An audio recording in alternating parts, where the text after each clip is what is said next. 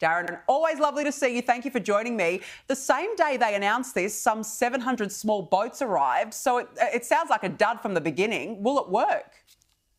Absolutely it does. You know, you've got pound shop Napoleon and then that bank clerk, Sir Keir Starmer. This idea that this is going to stop the boats, one in, one out.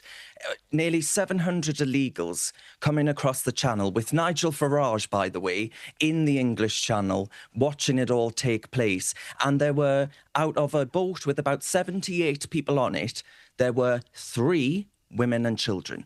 3 women and children, the rest of them men.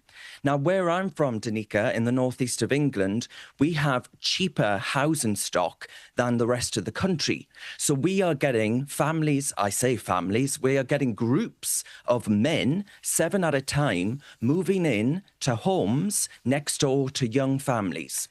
Imagine being that young family when that happens. So this grand idea, it's like the people smugglers are getting a memo saying, cheers, we'll send a flotilla to celebrate. You know, the pilot scheme is so puny that it'll amount to maybe, at best, 50 people a week being returned. So it'll deter absolutely nobody. Our borders are leakier than a sieve, and he calls this a breakthrough.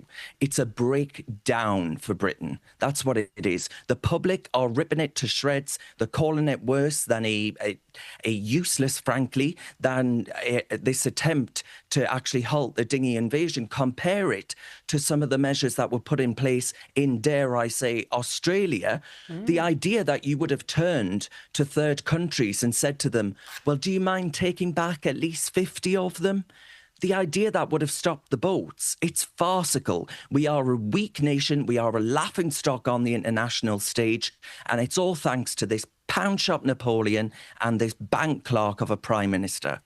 Oh, look, I agree. It's almost like Keir Starmer's out of ideas. He's just spitting ideas willy-nilly now, Darren, hoping that something will stick, and clearly nothing is working. Now, Donald Trump is set to visit Scotland this month, and Keir Starmer is going to visit him while he's there.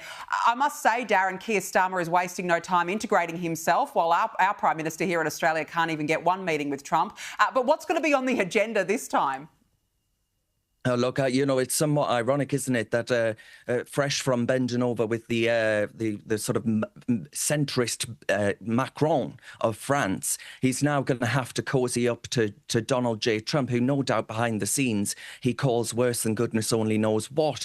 But he'll no doubt be slavering like a young puppy, Danica. One minute he's actually preaching NATO hikes and defending the West and Europe and arming Ukraine to the hilt. And the next, actually, he's talking about how he cannot control Britain's borders. And actually, he admitted that Britain had lost control of its borders. So perhaps he's going to be talking to Donald J. Trump about all of these things. But I hope Donald Trump, as has happened from the Trump administration, turns around and reminds Mr. Starmer that he needs to find his spine, that he needs to remember that we're supposed to believe in freedom of expression in this country. We have political prisoners of Mr. Starmer's in prison right now, today, at this moment. So whilst he might be trying to make out to Donald Trump that he's auditioning for MAGA membership, let's not forget that he's just as hysterical, as useless and incompetent as Kamala Harris was. So when the lefty-lovey meets the ultimate deal maker, I say pass the popcorn, and I hope this is Starmer's orange-tinted nightmare, Danica.